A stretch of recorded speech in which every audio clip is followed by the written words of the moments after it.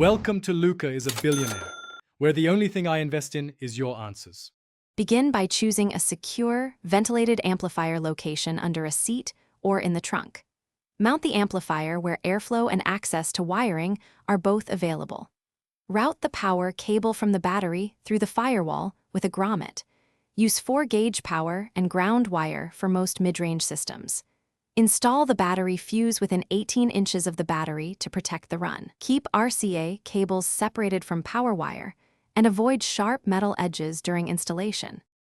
Turn off the vehicle and disconnect the negative battery terminal before wiring. Install a battery fuse within 18 inches and use 4-gauge wires for typical installs. Route the ground cable to a bare metal chassis point and ensure the ground wire remains shorter than 18 inches.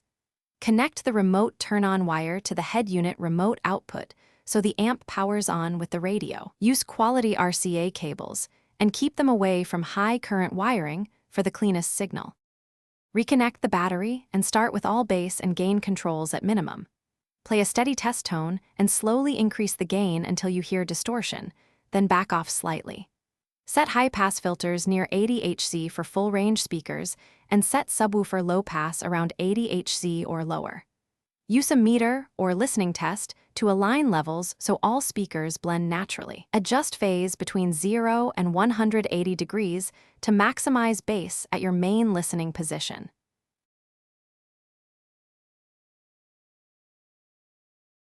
Thanks for watching and please subscribe. It's the best investment you'll ever make.